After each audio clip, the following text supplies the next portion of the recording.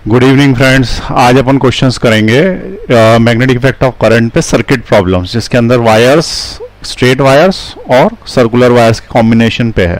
3D पे भी हो सकते हैं क्वेश्चंस। तो पहले अपन 2 डायमेंशनल वाले करते हैं, फिर 3D वाले भी करेंगे इसके। तो ये क्वेश्चन है, इसने पूछा है कि what is the magnetic field at the centre. यहाँ से करंट आ रहा है इधर से, ठीक है, और ये करंट यूं होते हुए यहाँ से बाहर निकल गया। जब यहाँ से बाहर निकल गया तो उसने पूछा है कि मैग्नेटिक फील्ड सेंटर पे कितना है। अब इस तरीके के क्वेश्चन सॉल्व करने के लिए हम क्या करते हैं कि इसको 2-3 पार्ट्स में बांट लेते हैं। कितने पार्ट्स में? जितने पार्ट्स में हमको लगता है। तो देखो, एक तो ये वायर है, दूसरा ये वायर है और तीसरा है सर्कल है। इसका मतलब 3 पार्ट्स हैं इसके, ठीक है। तो कितने पार्ट्स में बांटा हमने? Part 1 circle. पहले पार्ट 1 सर्कल की बात कर लें।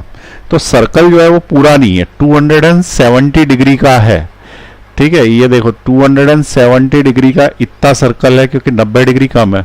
और अगर ये 270 डिग्री का सर्कल है तो इसका जो मैग्नेटिक फील्ड आएगा वो पूरे का magnetic field into theta by 360 से आएगा, ठीक है। तो पूरे का magnetic field B into theta की जगह 270 बाय 360 से आएगा। अब इससे हमको ये पता पड़ जाएगा कि इट विल बी 9 से कैंसिल आउट हो रहा है, 9 3 जा और 9 4 जा, और 0 से 0 कैंसिल, तो 3/4 है ये। तो दिख रहा है वैसे भी 1/4 हिस्सा हट गया, तो 3/4 हिस्सा ही है। तो इसका जो मैग्नेटिक फील्ड है वो कितना? 3/4 आएगा। तो magnetic field due to circle कितना हो जाएगा? तो B' is equal to B। Circle का मैग्नेटिक फील्ड का फॉर्मूला है μ0/4π 2πi अपॉन रेडियस, और रेडियस इसकी यहां से यहां तक उन्होंने A दे रखी है, 2π अपॉन A, और उसका कितना? 3/4। ये आ गया आपका सर्कल के कारण। पार्ट 1 हो गया क्लियर, सर्कल के कारण। अब सर्कल के कारण जो आ रहा है उसका डायरेक्शन भी निकाल लो। डायरेक्शन निकाल लो तो यहाँ पे स्क्रू लगाओ, उसको इधर साइड कसो। तो यदि इस स्क्रू को हम यूं करके यूं कसेंगे, करंट की दिशा में घुमाएंगे तो कसेगा तो अंदर जाएगा, और बोर्ड के अंदर जाएगा तो डॉट की जगह क्रॉस आएगा, इसका आंसर क्रॉस अंदर की तरफ। दूसरा एक और तरीका, उंगलियां, राइट हैंड की उंगलियां इसके ऊपर यूं लगाओ, ऐसे कर्ल करो, ठीक है। तो तुम्हारा अंगूठा अंदर की तरफ जा रहा है। राइट हैंड की उंगलियां यूं कर्ल करी तो अंगूठा अंदर की तरफ जा रहा है। अंदर की तरफ जब जाता है तो उसको अपन क्या बोलते हैं? क्रॉस। 2 मेथड से चेक कर लिया। तो ये सर्कल का आ गया, समझ में आई बात, ठीक। उसके बाद पार्ट 2 निकालेंगे इसका। पार्ट 2 ये वाली लाइन का, ये लाइन का, ठीक है, दिस इज पार्ट 2। और ये वाला निकालेंगे तो इट इज पार्ट 3 ये वाली लाइन का। अब ये पता कर लो कि ये सेमी सर्कल, ये जो लाइन है ये सेमी इनफाइनाइट है कि इनफाइनाइट है कि फाइनाइट है। तो एक चीज ये ध्यान रखना है कि इसका ये वाला जो सिरा है, ये वाला जो एंड है, ये तो यहाँ पे खत्म हो गया, लेकिन ये आई कहाँ से ये पता नहीं। इसका मतलब इधर से इनफाइनाइट है, इधर से नहीं है, तो ऐसी को क्या बोलते हैं? Semi infinite. दूसरी वाली भी यहाँ पे खत्म हो गई है और यहाँ पे कहाँ जा रही है पता नहीं, तो इसको भी क्या बोलेंगे अपन? सेमी इनफाइनाइट, ठीक है। तो ये सेमी इनफाइनाइट है, सेमी इनफाइनाइट। सेमी इनफाइनाइट के लिए फॉर्मूला क्या होता है? B is equal to μ0/4π I upon A. वैसे होता है 2I अपॉन ए पूरे के लिए, लेकिन I अपॉन ए होता है इसके लिए। तो इसका ये आ जाएगा सेकंड वाले पार्ट का, और पार्ट 3 का भी यही आएगा।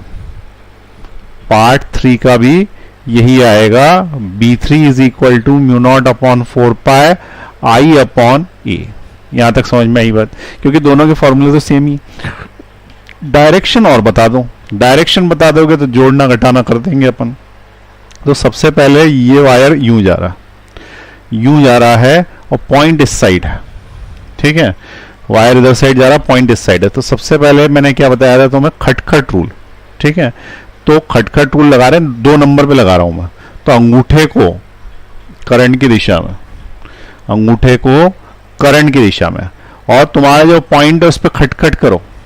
तो पॉइंट पे खटखट करोगे तो अंदर खटखट हो रही है, अंगूठा इधर इधर। अगर ये यूं हो जाता ना तो खटखट बाहर होती, ये यूं है इसलिए खटखट अंदर हो रही है, तो इसके कारण आएगा क्रॉस, ठीक है। कौन सा रूल लगाया? खटखट रूल। यहां पे कौन सा लगाया था? स्क्रू रूल, ठीक है, याद रखें, स्क्रू रूल लगाया था।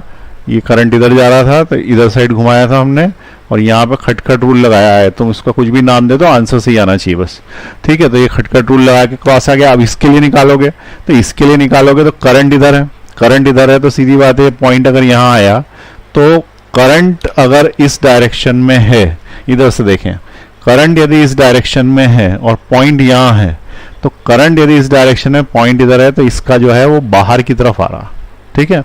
अब बाहर की तरफ आ रहा है तो ये क्या होगा, डॉट होगा इसका, ठीक। लेकिन कभी कभी क्या होता है, ऐसा कंफ्यूजन होता है कि शायद सही है गलत है, ऐसा होता है, हमको भी होता है, तुमको भी हो सकता है। तो क्या करना है कि इसलिए मैंने क्या बताया कि मैग्नेटिक इफेक्ट ऑफ करंट नाम का जो चैप्टर है डायरेक्शन बेस्ड है, इसमें हमेशा 2 रूल्स याद रखना, ठीक है। एक रूल से काम नहीं चले तो दूसरा रूल लगाना, और स्क्रू रूल हमेशा लग जाता, ठीक है।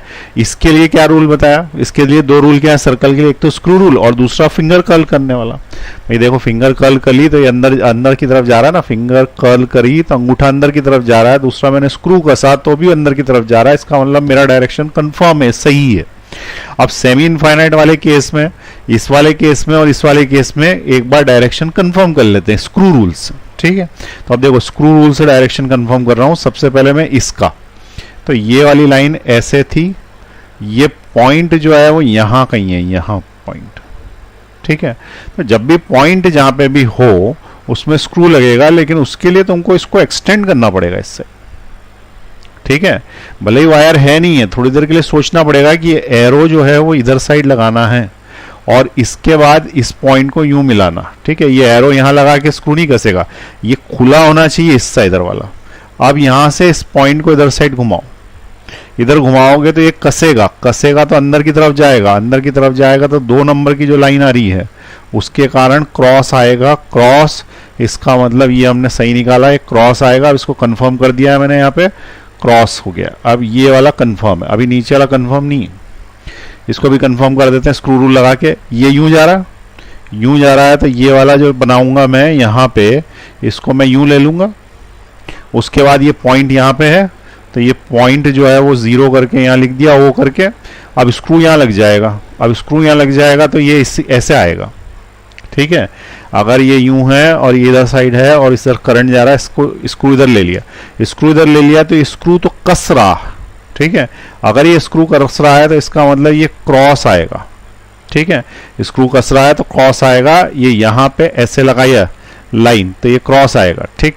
अब देखो, ये वाला जो था ये डॉट गलत निकाल लिया था, इसीलिए मैं रुका था वहां पे एक बार, ठीक है। क्योंकि ये वाले में तो कोई डाउट नहीं था, इसमें डाउट था। अब देखो यहाँ पे खटखट टूल गलत लगा लिया है। ये वाला जो पॉइंट है ये इस साइड है और यहां से अपन लगाएंगे, कर्ल करेंगे फिंगर्स, तो यहां देखो ये इधर, और फिंगर कर्ल करेंगे तो यूं आएगी अंदर की तरफ। मैंने यूं कर लिया, जबकि पॉइंट मेरा यहां था तो मैंने हाथ ज्यादा घुमा नहीं पाया, घूम नहीं रहा था। अब ये घूमेगा तो अंदर की तरफ जाएगा, ठीक है। फिर से देखो, यूं करके, ऐसे नहीं करना, पॉइंट इस साइड है, यूं करोगे तो अंदर की तरफ जाएगा, इसलिए ये डॉट नहीं है, ये क्रॉस है। और इस वाले से, नीचे वाले से एकदम एग्जैक्ट दिख रहा है कि ये तो यूं घुमाएंगे तो क्रॉस ही आएगा। और इस वाले में क्या दिख रहा है, इस वाले में ये वाला ज्यादा अच्छा लग रहा है, इसलिए मैंने क्या बोला, 2 रूल्स लगाओ। तो ये भी अगर क्रॉस है तो इसको क्रॉस कंफर्म कर दिया अपन ने। अब क्या हो गया, कुल मिला के तीनों जो आ रहे हैं वो क्रॉस आ रहे हैं। तीनों यदि क्रॉस आ रहे हैं तो ऐड हो जाएंगे तो जोड़ दो उसको। जोड़ने से क्या मिलेगा तुमको, देखो मैं पहले कॉमन निकाल लेता हूं, ठीक है। जगह नहीं है बोर्ड पे ज्यादा, तो कॉमन निकाल लेता हूं। μ0/4π सभी के पास है, ठीक। फिर देखो I/A सभी के पास है,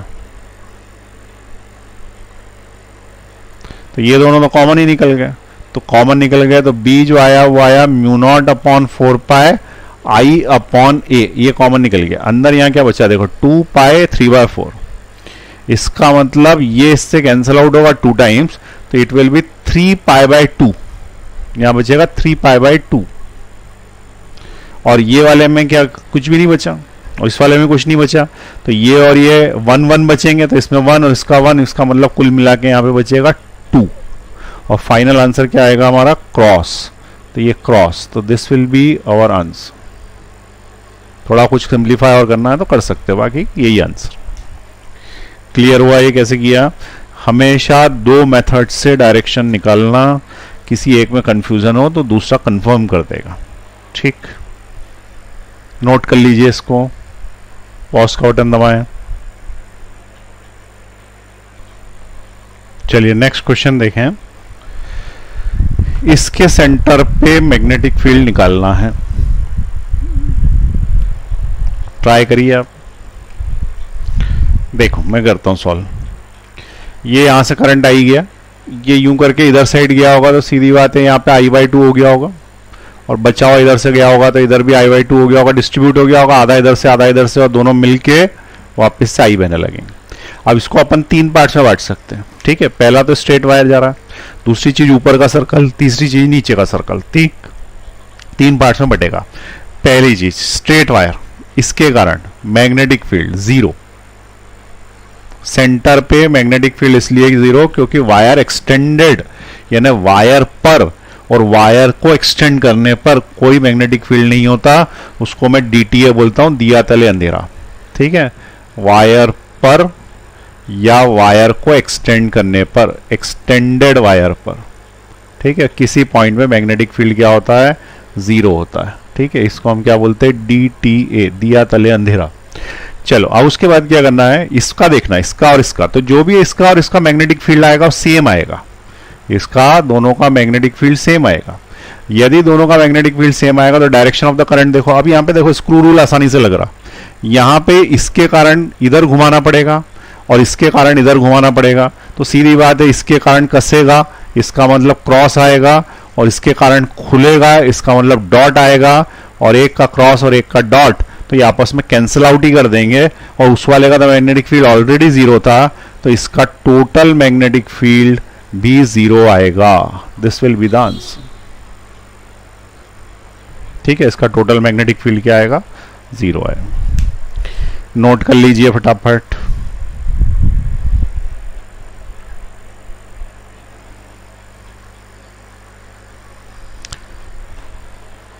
अब देखें इसी क्वेश्चन में अपन क्या करते हैं कि जो वायर है उसकी थिकनेस चेंज करते हैं, ठीक है। वायर की थिकनेस चेंज करते हैं, वायर की थिकनेस चेंज करते हैं, इसका मतलब क्या है कि ये जो वायर ऊपर लगा था उसका रेडियस कम है और नीचे वाले की रेडियस ज्यादा, ठीक है।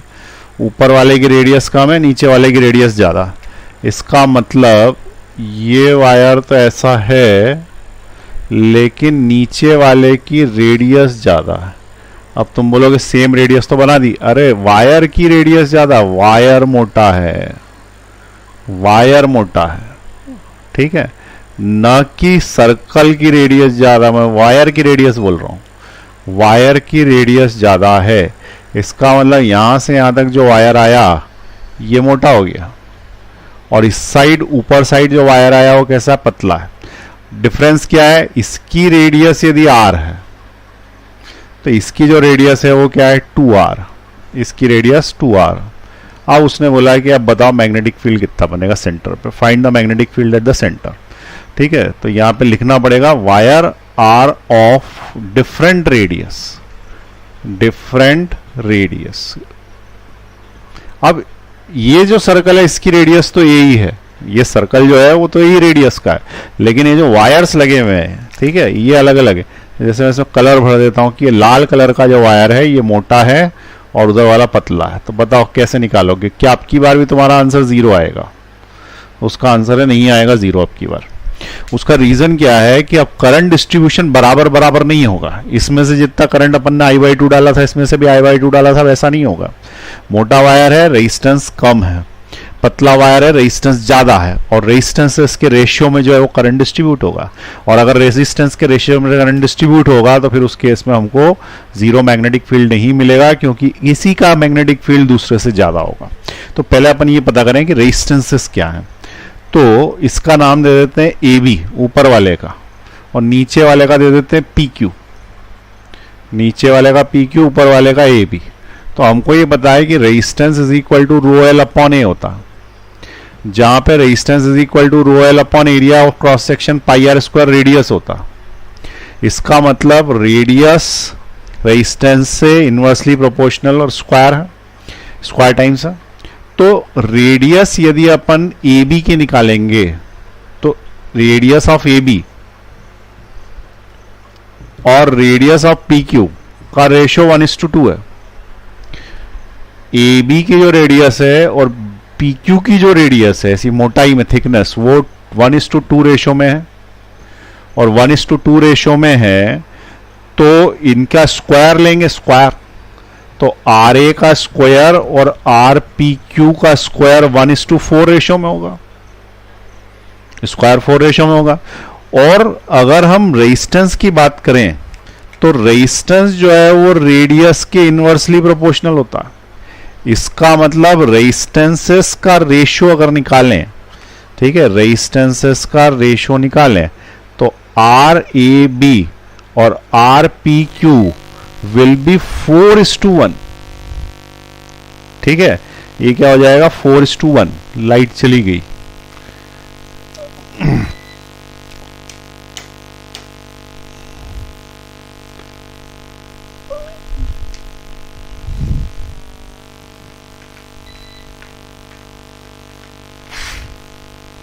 दिख रहा है थोड़ा बहुत, ठीक है। तो ये रेशो क्या हो जाएगा 4:1, और 4:1 यदि हो गया तो उस केस में हम क्या बोलेंगे कि रेजिस्टेंसेस का रेशो 4:1 है, तो करंट का रेशो क्या होगा, करंट का रेशो क्या होगा, तो करंट हमेशा रेजिस्टेंस के इनवर्स चलता है, क्योंकि V is equal to IR होता है, तो I is inversely proportional to resistance होता है। इसका मतलब रेजिस्टेंसेस का रेशो जो होगा उससे उल्टा करंट का रेशो होगा। तो यहां पे अगर मैं लिखूं कि करंट इन AB इस टू करंट इन PQ, तो फिर रेशो बदल जाएगा, 1:4 हो जाएगा। तो इसका मतलब करंट का रेशो 1:4 आया, मतलब AB में जो करंट जाने वाला है यदि वो 1 है तो उससे 4 गुना करंट नीचे जाएगा। ठीक है, तो AB में यदि करंट 1 है तो नीचे वाले में 4 है, लेकिन टोटल करंट तो अपना I है। टोटल करंट कितना I है, तो ऊपर में से कितना करंट और नीचे में से कितना करंट, तो I के हम कितने पार्ट्स करेंगे, 4 + 1 5 पार्ट्स करेंगे। तो I के हमने क्या किया 5 पार्ट्स करे, और उसमें से 1 पार्ट इसको दे दिया और 4 पार्ट इसको दे दिए। तो इस वाले को मिला 1 पार्ट I/5 और इसको मिला 4 पार्ट्स 4I/5। आ रही बात समझ में? तो ये करंट का रेशो बढ़ गया। तो I/5 करंट और 4I/5 करंट जाएगा AB और PQ में। ठीक है, तो this is the current in AB and it is the current in PQ। ये हमने करंट डिस्ट्रीब्यूट कर दिया। ठीक है, अब देख लो वैसे भी इसके मुकाबले 4 गुना है ना, तो इसके मुकाबले 4 गुना बोल ही रहा था, और दोनों को जोड़ देने से क्या आ जाना चाहिए, दोनों को जोड़ देने से आ जाना चाहिए I एम्पियर। तो इसको जोड़ो, इसमें नीचे क्या 5 और ऊपर 4I + I 5 नीचे 5 कैंसिल आउट हो गया, कितना आ गया I आ गया। ठीक है, अब इससे तुम्हें क्या मिल गया है कि इसमें कितना करंट जा रहा है, तो इसमें करंट जा रहा है तुम्हारा I/5, और इसमें कितना करंट जा रहा है, तो इसके अंदर तुम्हारा करंट जा रहा है 4I/5। क्लियर है यहां तक सब? अब ये बताओ कि ऊपर वाले का मैग्नेटिक फील्ड और नीचे वाले का मैग्नेटिक फील्ड, तो ये तो कैंसिल आउट हो रहे थे। ठीक है, अब की बार नहीं होंगे।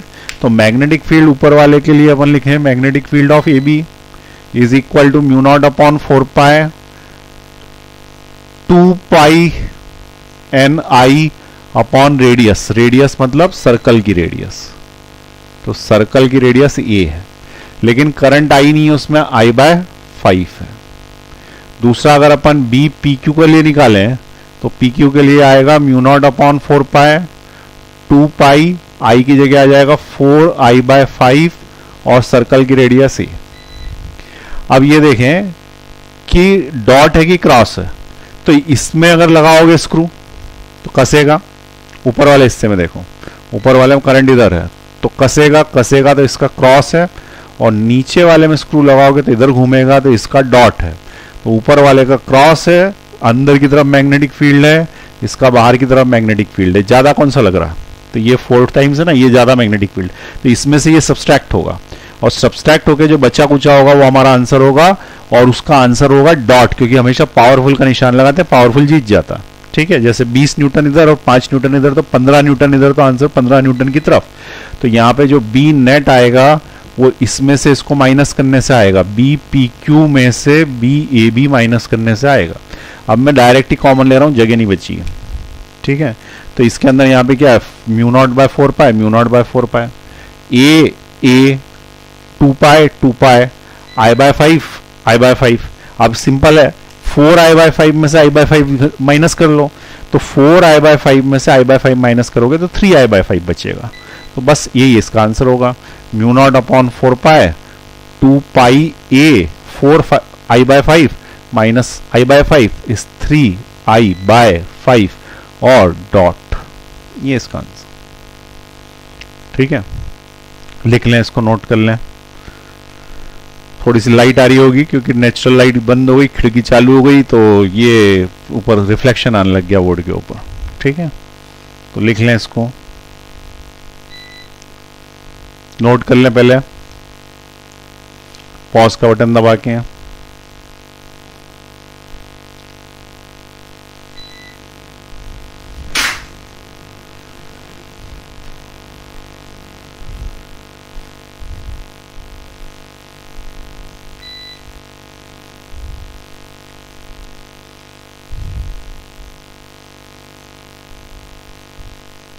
दिख रहा है कि बल्ब उतार के यहां लगा लूं, कहीं पे भी लगा लो, बॉडी पे चलता है, उस दिन समझाया था ना। तो ये देखो, आप क्लियर दिख रहा है क्या, नोट कर पा रहे हो? लो, कर लो नोट।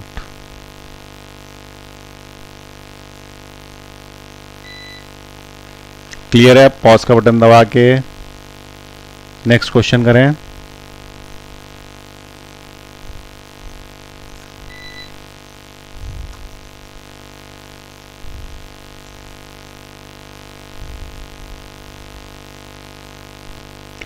लिख लिया ये? इसके अंदर एक चीज ध्यान रखना है, इसके अंदर सर्कल का फॉर्मूला लगा दिया मैंने, सेमी सर्कल है ये दो, तो इसमें हाफ और हाफ का मल्टीप्लाई और कर देना।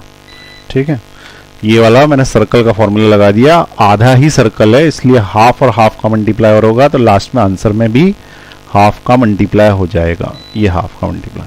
अब इसको अगर अपन थोड़ा कैंसिल आउट कर लें और सॉल्व करें तो ये कैंसिल आउट हो रहा है 2 से 2, देखो ये 2 से 2 कैंसिल आउट हो रहा है, तो इससे मिल रहा है पाई से पाई भी कैंसिल आउट हो रहा है, तो म्यू नॉट मिल रहा है, 3 मिल रहा है, आई मिल रहा है, तो mu not 3 mu nought I upon 5 4 जा 20 है। ये शॉर्ट में ऐसा भी लिखा जा सकता है इसको। ठीक है, ये ध्यान रखना, सेमी सर्कल था ये, सेमी सर्कल, इसलिए हाफ का मल्टीप्लाई कर दिया मैंने। ठीक है, चलिए नोट कर लें इसको, हाफ का मल्टीप्लाई करके दें।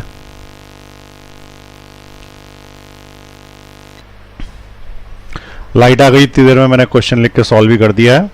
देखें, अब डायरेक्ट बता रहा हूं मैं क्वेश्चन क्या है, थोड़ा कठिन है, एडवांस लेवल का क्वेश्चन है। सबसे पहले क्या है कि ये सर्कल है ऐसा, और ये सर्कल के नीचे ये वायर है, और इसने यहाँ पे 5 एंगल बना रखा, और रेडियस कितनी है इसकी r। ठीक है, अब क्या किया कि उसने बोला है कि इनमें से कौन से ऑप्शंस सही हैं, तो ये ऑप्शन 1 2 3 4 निकालना क्या है, magnetic field at the centre, find magnetic field at O, question वही है, find magnetic field at O. तो यहां तक क्वेश्चन है। अब अपन क्या करते हैं कि हम इसको पार्ट्स में बांटते हैं, तो इसका जो पार्ट है वो एक तो ये लाइन है, पार्ट 1 क्या है, लाइन है, और पार्ट 2 ये सर्कल है, तो पार्ट 2 ये सर्कल है। तो सबसे पहले मैंने लाइन के लिए सॉल्व किया, लाइन के लिए फॉर्मूला तुम्हारे पास है, तो यहाँ पे लाइन फाइनाइट है, फाइनाइट का फॉर्मूला होता है mu naught upon 4 pi I bye A bracket में sin phi plus sin phi, sin phi 1 plus sin phi 2, तो sin phi 1 और sin phi 2 तो ये हो जाएंगे, म्यू नॉट अपॉन 4 पाई तो कांस्टेंट है वो चलेगा, i upon a, a is the distance, और a यहां से लेके यहां तक का डिस्टेंस है, और जो कि r के बराबर नहीं है क्योंकि r ज्यादा है, तो r का कॉस कंपोनेंट a होगा। आ रही बात समझ में? आर के दो कंपोनेंट कर दो, कॉस कंपोनेंट नीचे साइन कंपोनेंट, जिसके साथ थीटा वो कॉस, तो इसका मतलब ये जो ये है it is R cos phi. नहीं तो ट्रायंगल में ट्रिग्नोमेट्री लगा के निकाल लेना, आर पता है फाई पता है, ए कैसे निकलेगा तुमको पता। तो आर कॉस फाई लिख दिया मैंने, किसकी जगह लिख दिया, ए की जगह, और अंदर sine phi plus sine phi लिख दिया। अच्छा, अब मैंने डायरेक्शन निकाल लिया, ये लाइन ऐसी, तो ये खटखट रूल से अंदर की तरफ आ रहा है, बिल्कुल सिंपल है, इसलिए इस दूसरा रूल लगा ही नहीं रहा मैं, ये यूं करके ऐसे करने से, तो ये इसका आंसर क्रॉस आ रहा। तो लाइन के कारण समझ में आ गया तुमको, पार्ट 1 कंप्लीट हो गया, लाइन के कारण इतना मैग्नेटिक फील्ड बनेगा। अब उसके बाद इसका जो पार्ट 2 है वो है सर्कल के कारण, तो सर्कल इतना है लेकिन ये आर्क है।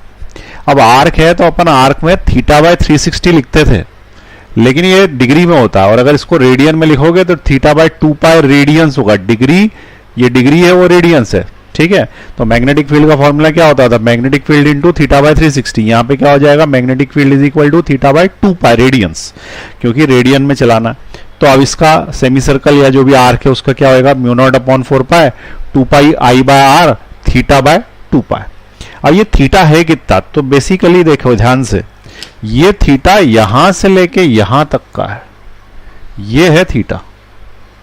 अब ये थीटा है कितना, तो यहां से लेके यहां तक का जो थीटा है वो हम ये बोल सकते हैं कि अगर तुम्हें इसे कैलकुलेट करना है तो तुम पूरे गोले में से इतना हिस्सा हटा दो, और इतना हिस्सा मतलब क्या, फाई और फाई 2 फाई, तो पूरे गोले में से 2 फाई हटा दो। इसका मतलब थीटा क्या है, 2 पाई में से, पूरे गोले में से 2 फाई हटा दिया, पूरे गोले में से 2 पाई हटा दिया, अपॉन में 2 पाई, ये तो 2 पाई, ये वाला 2 पाई बचा हुआ, ऐसा कैसे ही लिख दिया। और इसका आंसर क्या आएगा, क्रॉस, क्योंकि यहाँ स्क्रू रूल लगाओगे तो ये जो करंट जा रहा है ऊपर वाले में घूमेगा, इस साइड घूमेगा तो कसेगा, कसेगा तो क्रॉस, इसलिए क्रॉस हो गया, ठीक। अब ऊपर वाले को सिंप्लीफाई कर दिया, बी लाइन वाले को, तो sine phi plus sine phi आ जाएगा 2 साइन फाई, अपॉन में कॉस फाई यानी 10 फाई, तो 2 10 फाई आ गया, बाकी का वैसा कैसे ही। तो mu not upon 4 pi I by R 2 10 phi, ये जो 2 है इसको इससे कैंसिल आउट कर दिया, तो mu nought I by 2 pi R 10 phi हो गया, और इसको क्रॉस करके लिख दिया।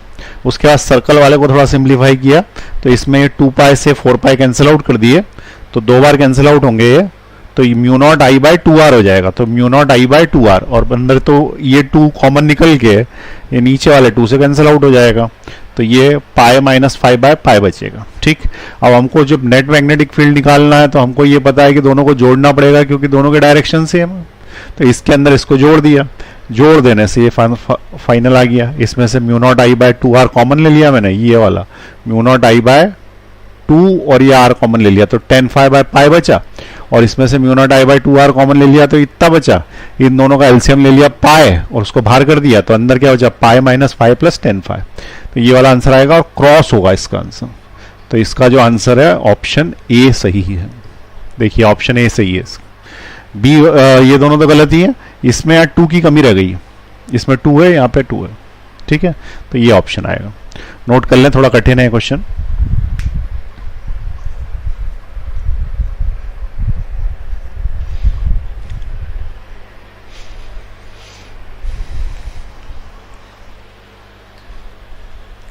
कर लिया नोट,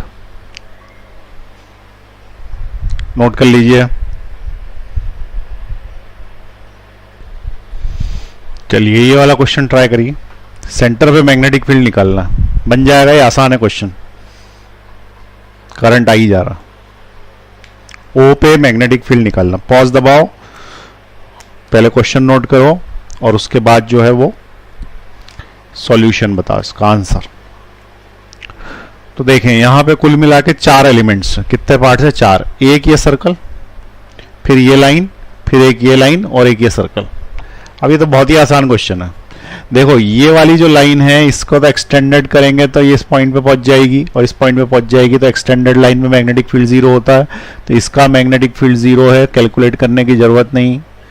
सिमिलरली इसका मैग्नेटिक फील्ड भी 0 है, कैलकुलेट करने की जरूरत नहीं, क्योंकि ये पॉइंट इधर से आया। दूसरी चीज, ये जो सर्कल है 3/4 सर्कल है और ये 1/4 सर्कल है, ठीक है। तो सर्कल 3/4 और 1/4, तो सबसे पहले अपन ने 3/4 सर्कल पे लगाया। 3/4 सर्कल में क्या हो, थीटा बाय 360 भी नहीं लगाना पड़ता, सीधे दिख रहा है 3/4। और इधर भाई दूसरा वाला क्या है, 1/4 सर्कल है, 1/4 ऑफ द सर्कल। अब 3/4 सर्कल और 1/4 सर्कल में सर्कल का फॉर्मूला लगा देते हैं। तो सर्कल वाले का फॉर्मूला क्या था भाई, b is equal to mu not upon 4 pi 2 pi N I upon radius into 3/4। तो इसके कारण जो मैग्नेटिक फील्ड आएगा 1 लिख दो उसको, तो mu not upon 4 pi 2 pi I upon, ये 3/4 सर्कल कौन सा वाला है, छोटा वाला, छोटा, और छोटे की रेडियस उसने दे रखी है ए, छोटे की रेडियस कितनी दे रखी है ए, तो यहाँ पे रेडियस की जगह ए आ जाएगा और यहाँ पे 3/4 आएगा। चलो डायरेक्शन भी बता दो, तो यहाँ पे स्क्रू रूल लगाओगे, ठीक है, यहाँ पे स्क्रू रूल लगाओगे इसके लिए, तो तो इसको यूं घुमाएंगे तो कसेगा तो इसके कारण मैग्नेटिक फील्ड क्रॉस आएगा, और यहाँ पे इसको यूं घुमाएंगे तो फिर ये कसेगा, तो इसके कारण भी मैग्नेटिक फील्ड क्रॉस ही आएगा। इसका मतलब ये दोनों जुड़ जाएंगे बाद में। तो अभी तो एक निकाला हमने, अब तुरंत तो दूसरा भी निकाल लें यही का ही फॉर्मूला लगा के। तो ये कितना बनेगा, B2 is equal to mu not upon 4 pi 2 pi I upon R into 1/4, क्योंकि बड़ा सर्कल 1/4 है, लेकिन उसकी रेडियस ए नहीं है, उसकी रेडियस B है, तो ये अपॉन में आ गया B। ये बन गया भैया दूसरा, और दूसरे का भी मैग्नेटिक फील्ड क्रॉस ही है, अंदर की तरफ ही है, तो जो नेट आएगा वो 1 और 2 को जोड़ने से आएगा। तो नेट मैग्नेटिक फील्ड जो होगा वो फर्स्ट का मैग्नेटिक फील्ड और सेकंड का मैग्नेटिक फील्ड जोड़ने से आएगा। अब जोड़ने में देखो कॉमन निकाल लिया करो, ये कॉमन है, ये कॉमन है, 2 पाई I कॉमन है, 4 कॉमन है, इधर भी 4 कॉमन है, तो mu not upon 4 pi common है, 2 पाई I कॉमन है, और नीचे जो है वो 4 कॉमन है। अब 2 पाई I और 4 निकाल लिया तो 3/a बचा इधर साइड, और यहाँ पे 2 पाई I/4 निकाल लिया तो 1/v बचा इस साइड। तो बस यही इसका आंसर है, क्रॉस करके लिख देंगे, और सिंप्लीफाई करने की इच्छा हो तो कर सकते। ठीक है, चलिए नोट कर लीजिए इसको।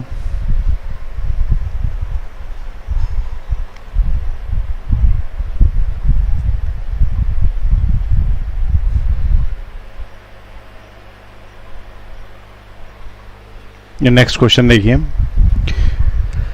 इसमें सेंटर पे मैग्नेटिक फील्ड निकालना है, सेम है क्वेश्चन लेकिन थोड़ा अलग है। ये देखो कि कितने पार्ट से मिलके बना है। तो सबसे पहली चीज ये है 3/4 सर्कल, ठीक है।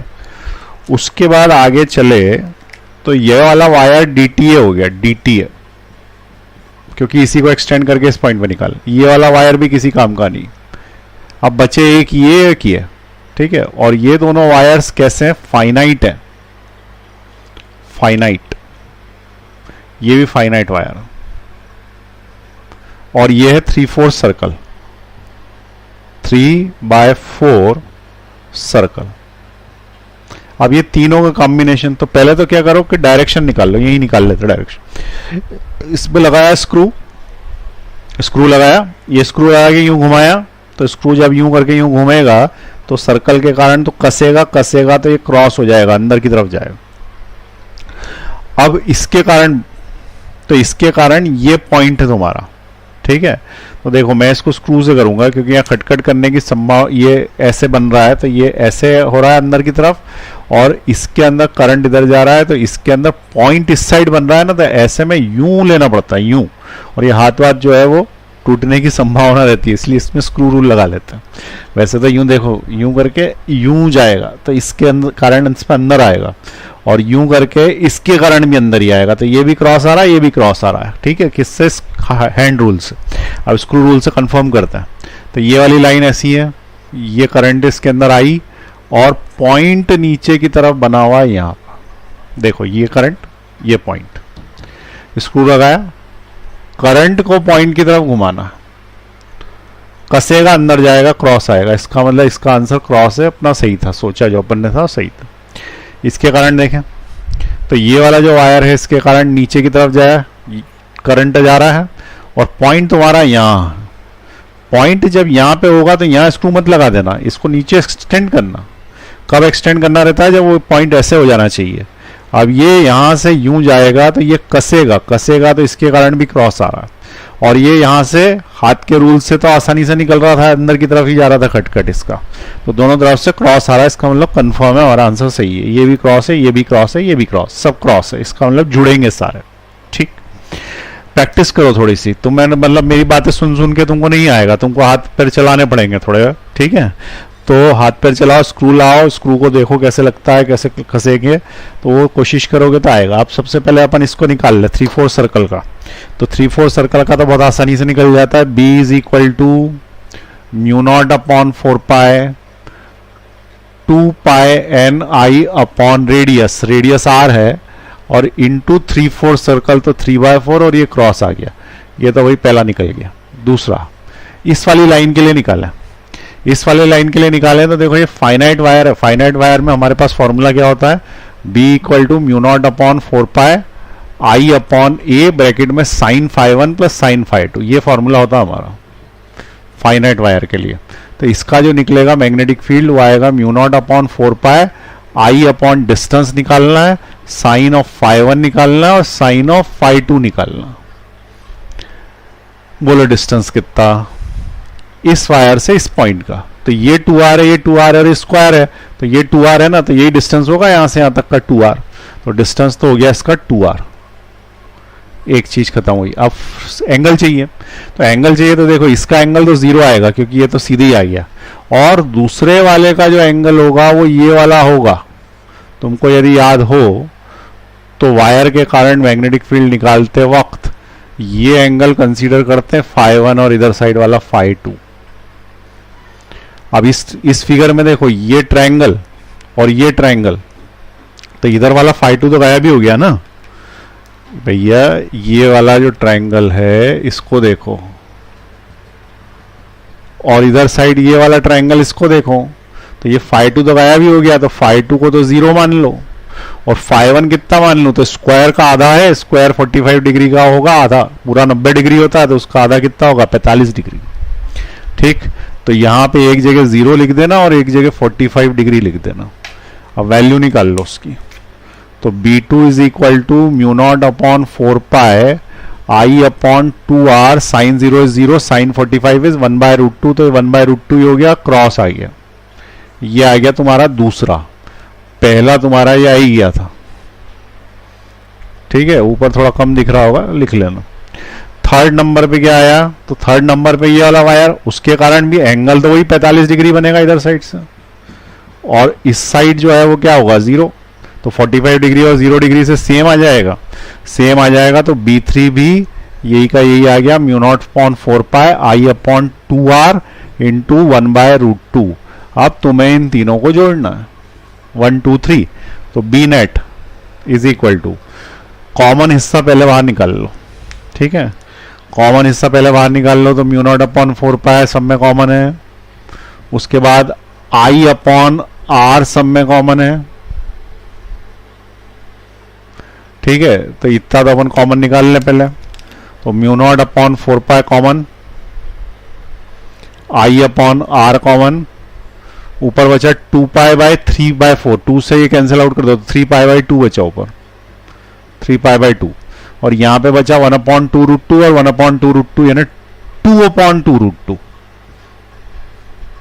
और ये 2 से भी 2 कैंसिल आउट कर सकते हैं, तो ये बन जाएगा इसका finally mu naught upon 4 pi I upon r bracket में 3 पाई बाय 2 प्लस 1/√2, और फाइनल आंसर क्रॉस, ये हमारा आंसर। ठीक है, सिंप्लीफाई करना तो कर लो थोड़ा सा और। क्लियर हुआ ये, आराम से देख लें एक बार।